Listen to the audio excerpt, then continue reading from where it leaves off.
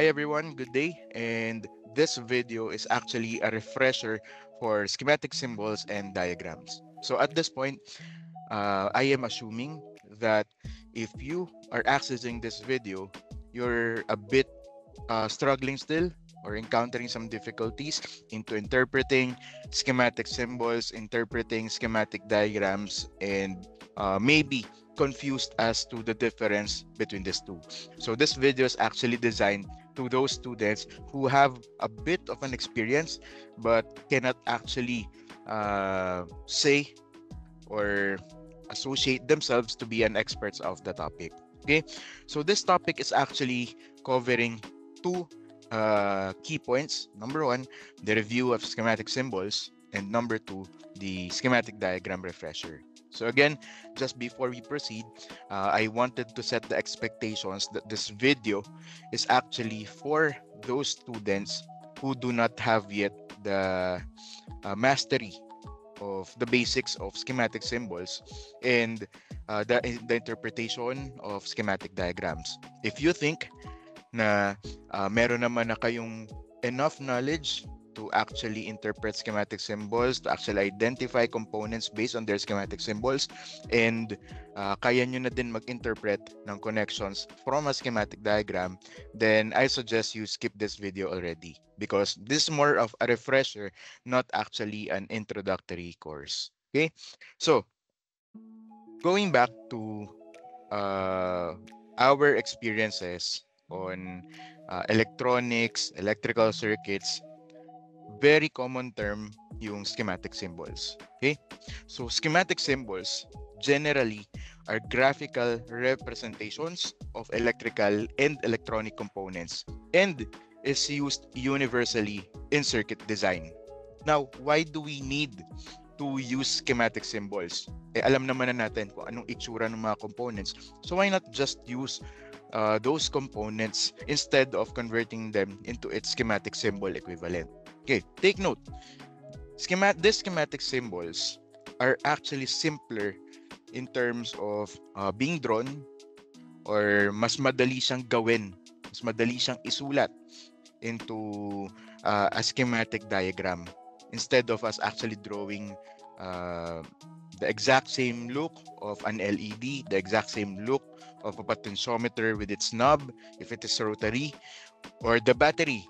Kung i-drawing mo pa yung battery, may hirapan ka, or kung kaya mo man, magtatagal ka. So this is actually more of standardizing the symbols that we're going to use. And second, para din mas madali sa atin to create diagrams from or using these schematic symbols. So the end goal here actually is to allow clear communication of circuit functionality na unang tingin mo pa lang dun sa symbol, alam mo that this component is being pertained to.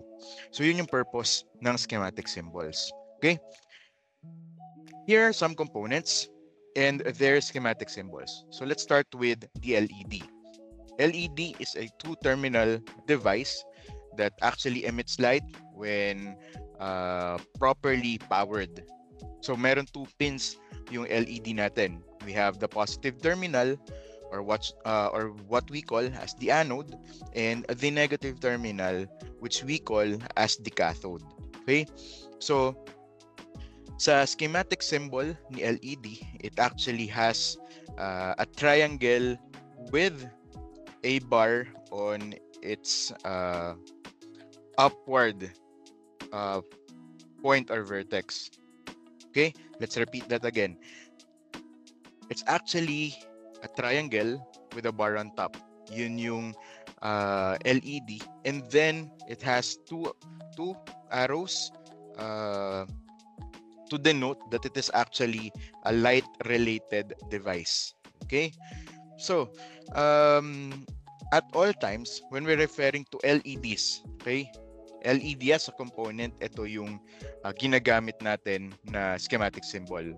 Please take note that we do not interchange positive terminal with anode or cathode. Same goes with the negative terminal.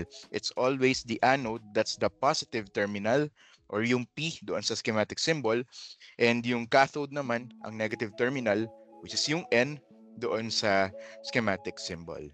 Okay? So this is one output device that we usually use as an indicator of whatever outputs we wanted to see from our circuit operations. Okay? Another output device, ito naman, audio naman yung output niya, is the piezoelectric buzzer.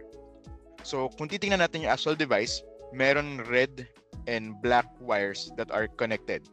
It's because this corresponds to the positive and negative terminals of the component respectively. Yung kulay pula is for the positive terminal, and yung kulay itim naman is corresponding to the negative terminal. And this is the schematic symbol of the piezoelectric buzzer. Okay, moving forward, we have some resistances for components that are exhibiting resistances. Unahin natin sa fixed value resistor. Fixed value resistors are resistors with a definite or fixed or set value. So kung ano man yung value ng resistance na ini-indicate ng kanyang color bands, yun lang with plus-minus specific tolerance yung kanyang resistance value. Okay? Now, kapag yung resistance ng isang component ay nagbabago, well, specific for resistors, no? Kapag meron siyang capability to change its value of resistance, then we call it a variable resistor.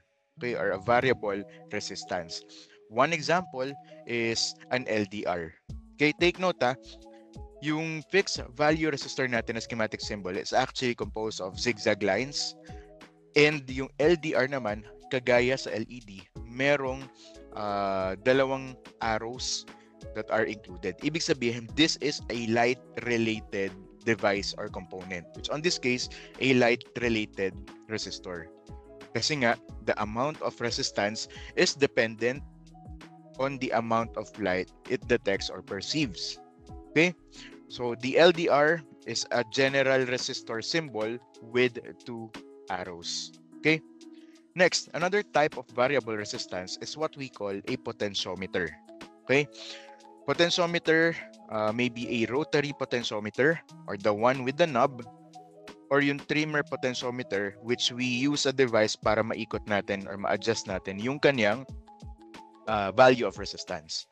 Nonetheless, the schematic symbol is actually the same for both potentiometers, wherein yung magkabilang end ng typical resistor symbol corresponds to pins 1 and 3 respectively, or yung VCC and ground, while what makes the schematic symbol of a potentiometer unique is the arrow pointing towards the middle portion of the resistor symbol, okay, which on this case is the output pin or pin 2. Okay, take note. Kung babalik tayo doon sa fixed value resistor natin, it's just a resistor with it's just a zigzag symbol. Pagdating sa potentiometer, it's a zigzag symbol with an arrow pointing towards the middle part of the actual symbol. Okay? So yun yung pin 2 natin. It's always the pin 2 na pinapertain nung arrow. Now, pins 1 corresponds to VCC, pin 3 corresponds to ground, and pag tinignan natin sa actual device, facing the knob, so halimbawa, kumuha kayo ng potentiometer, iharap nyo sa inyo yung knob, yung gitnang pin is always pin 2. So that's the output. Pin 1 and pin 3 are the leftmost and rightmost pins respectively, but can be interchangeable. So ibig sabihin, yung pin 1 mo pwede siyang pin 3, pin 3 mo pwedeng pin 1. Sa trimmer potentiometer naman, naka-arrange sila sort of forming a triangle. So yung nasa taas is actually pin 2 at yung nasa baba are actually pins 1 and 3 respectively. So you may refer to the images shown on the screen. Okay? Next, other passive elements includes an electrolytic or a polarized capacitor, which is easily distinguishable dahil yung schematic symbol niya may plus na kasama most of the time, which indicates that that side of the symbol is the positive terminal. And then yung kabila is obviously our negative terminal. And the good thing about polarized or electrolytic capacitors is that yung actual device mismo may indicator ng kanyang negative terminal. So this gray area or the gray shaded region of the capacitor with negative signs is actually the negative terminal.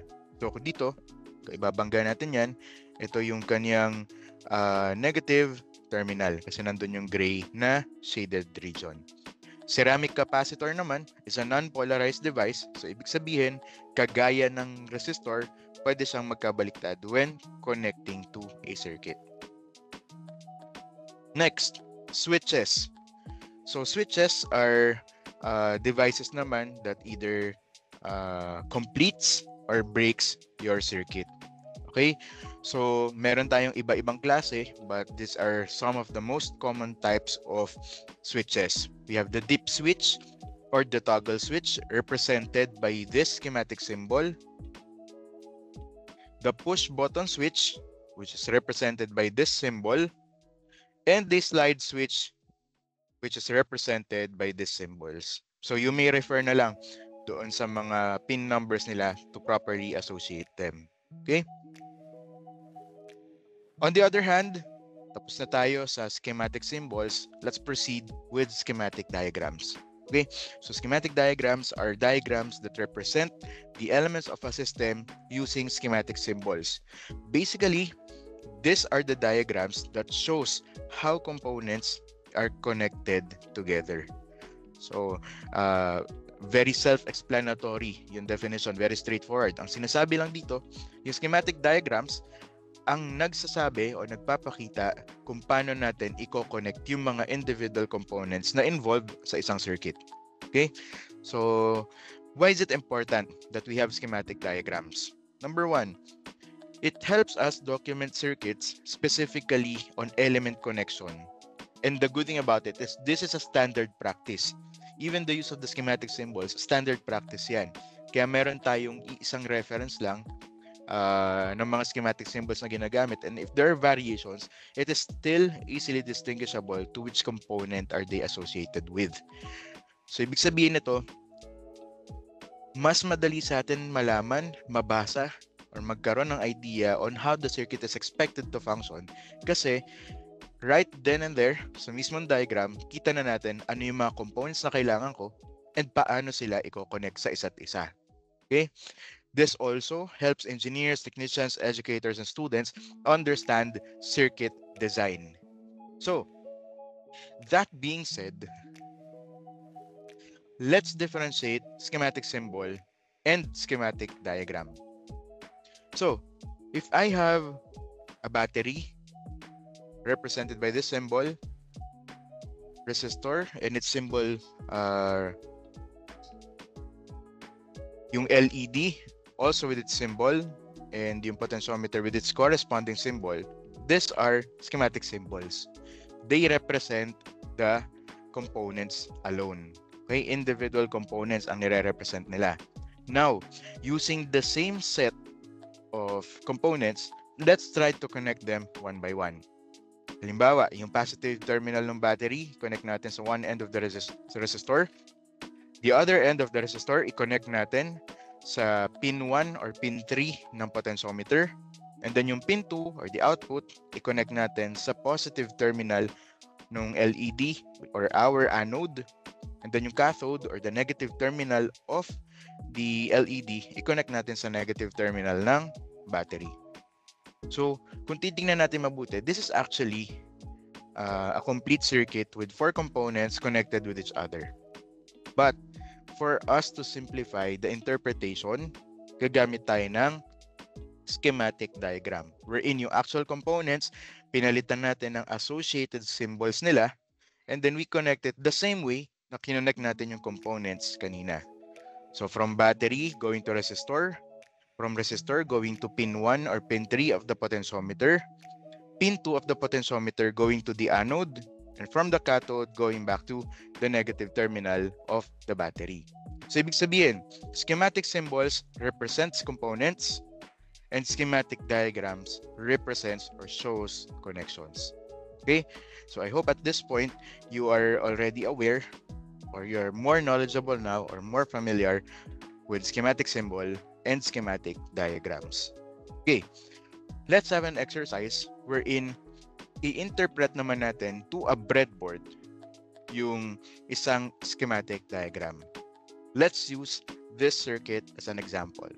So I'll give you a few seconds to take a screenshot or take note of this schematic symbol kasi lilipat tayo ng ibang platform to actually do the simulation or the implementation of this circuit.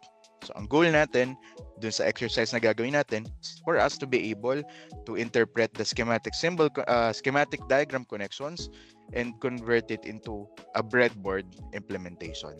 Okay? Okay, so at this point, meron tayong breadboard and the components that we needed based from the schematic diagram na pinakita ko kanina sa slide. Okay? So please make sure that before implementing a circuit on a breadboard, na lahat ng components ninyo ay kompleto na based on the schematic diagram. So again, take note that schematic symbols represents components and schematic diagrams show connection. So, dahil schematic symbol yung nasa diagram natin, then of course, kailangan din natin maging familiar sa itsura ng actual components. And with here are the components that are included on our schematic diagram. Bago tayo mag-implement sa breadboard, usual practice na dapat natin at this point na i-set up muna natin properly ang breadboard for use. So, paano natin i-set up? We will be connecting the power rails simply by placing a red wire on the top power, the positive part of the upper power rail to the positive part of the lower power rail. And similarly, a black wire naman connecting the negative part of the upper power rail and the negative part of the lower power rail. Okay, so take note also that this is a proper practice to use color codes doon sa breadboard implementations natin. Okay, so base doon sa schematic diagram natin, the positive terminal of the battery is connected to one end of the switch. Okay, take note that the power rails contains the power supply. Diyan natin sila i-connect. So kahit wala pa yung battery, i-assume natin that the power rails will be quote-unquote the battery or the power source. So ito ang magiging positive terminal ng battery natin, and this power rail as well as this line would be the negative terminal of the battery. Kung mapapansin nyo, nung nag-point tayo ng pointer natin to any hole in the power rail, merong mga green circles na nag-appear. Ibig sabihin yan, all of these are connected kahit saan ka maglagay ng components. So, ibig sabihin, mag-tap ako dito, ibig sabihin, anywhere on this green shaded region, connected din sa part na yon. Okay?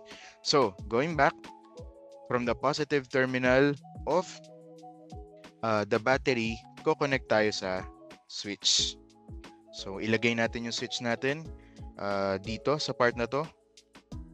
And then, according to the schematic diagram, one end of the switch, ito yun, i-connect natin sa positive terminal.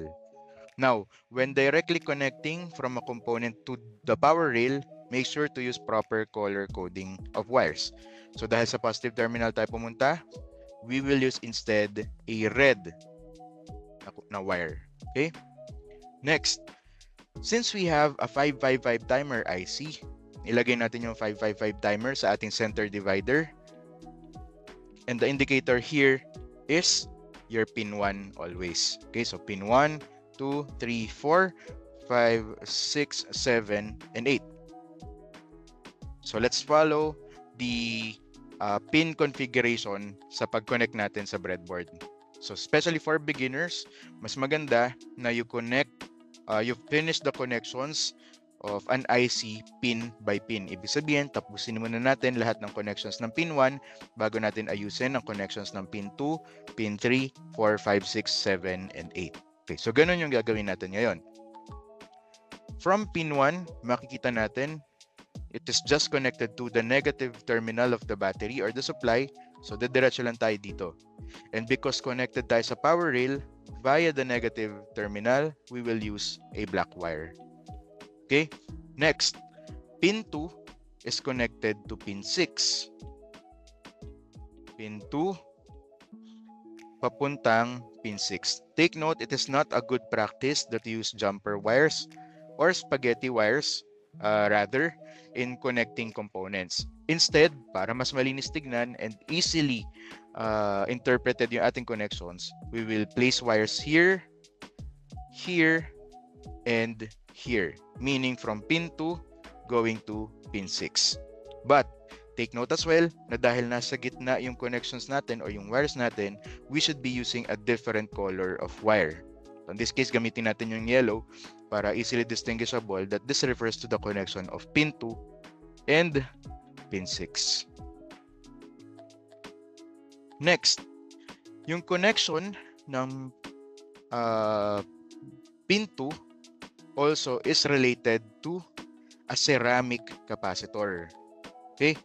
So, ceramic capacitor is this one, the non-polarized capacitor. And sabi dito, pin 2 is connected to that capacitor and the other end of the capacitor is connected to the negative terminal of the supply. So, ito naman, gamitin natin ibang kulay para ma-interpret din natin easily.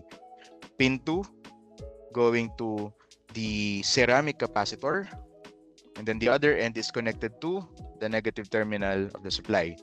Then again, dahil sa negative tayo nag-connect sa power rail, we'll be using a black wire. Okay? Also, from the ceramic capacitor, makikita natin, meaning at this point, this junction or at this node, nakakonect yung resistor, yung LDR to pin 3. So, paano natin siya gagawin? We can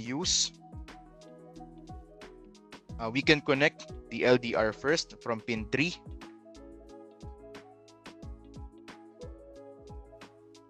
Or even the resistor, pwede rin natin gamitin. So siguro, let's use the resistor dahil nandun na rin naman tayo sa junction ng ceramic capacitor natin. So take note, pag nag-point ako dito, any green shaded or green encircled area, pwede ako maglagay. Ibig sabihin nun, connected pa rin sila. So sa loob ng breadboard natin, each vertical groups of holes corresponds to one wire. Okay, so connected yung mga yan kahit saan ka maglagay.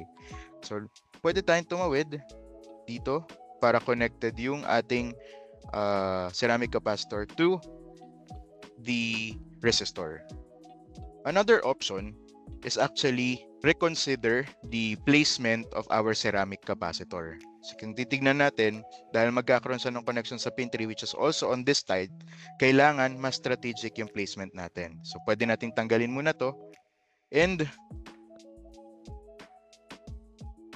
this wire and alisin muna natin sa ceramic capacitor and we'll re-strategize kung saan natin siya ipopwesto. So pwedeng on this side na lang para mas marami tayong ma-accommodate na components. Okay? So, again, from pin 2 going to the ceramic capacitor and let's use again the orange wire while dun sa kabilang end ng capacitor papunta sa negative terminal and let's use a black wire. Now, from this pin of the capacitor, kailangan natin kumonect sa resistor. Okay? So, pwede nating i-rotate yung resistor natin and let's place it somewhere here para hindi na natin kailangan mag-add ng wire. So, meaning, connected na silang dalawa. And then, the other end of the resistor is connected to the LDR. So, pwede natin dito ilagay para limited din yung wires na gagamitin natin.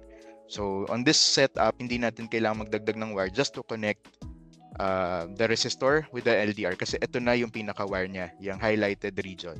Okay? Now, itong kabilang end ng LDR is connected now to the pin 3 of our 555 timer. So, palitan natin yung kulay niya. Let's use green para properly ma-identify natin. So, ipapakita ko din sa lower portion ng screen yung schematic diagram. Next, the electrolytic capacitor, specifically the positive terminal, is connected to the third pin of the IC. So, dahil connected naman, kung titignan natin sa schematic, pin 3 at this region or at this strip, pwede na natin dito ilagay na lang yung ating capacitor. Okay? Or since dahil may limitation tayo sa view, sige, ihiwalay muna natin si capacitor ngayon at bigyan na lang natin siya ng dedicated na wire. Okay? So again, from pin 3 going to the capacitor. So pwedeng from this wire going to this terminal strip, that's one option. Or para mas tipid tayo sa wire, dahil ito rin naman ay galing pin 3, so dito na lang tayo manggagaling. From this going to the capacitor. So let's use also a different color for ease of distinguishing the connections.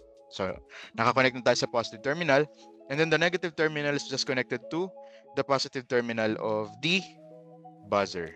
So connect lang natin ito directly.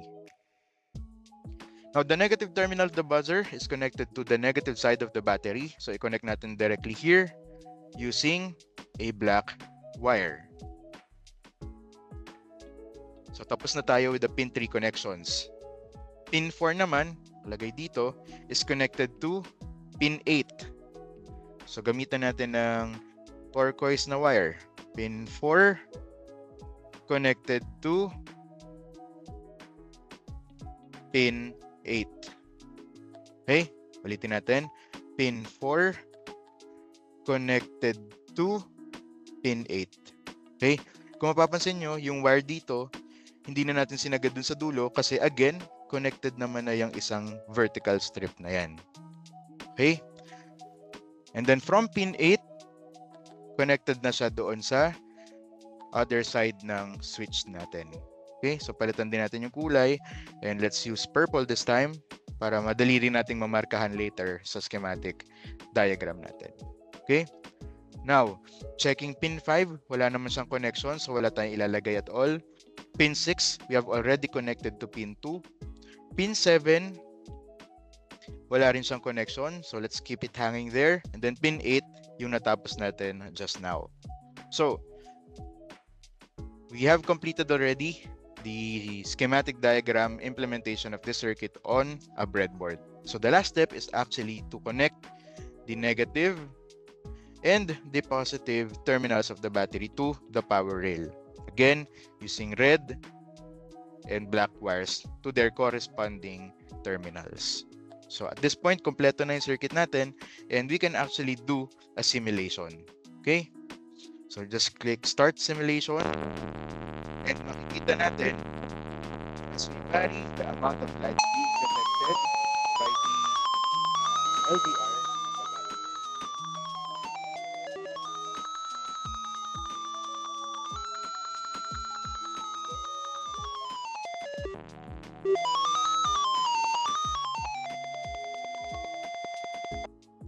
So this is now a complete and fully working circuit implementation from a schematic diagram. Okay, I hope this helped you with your reinforcement on your knowledge with schematic symbols and schematic diagram.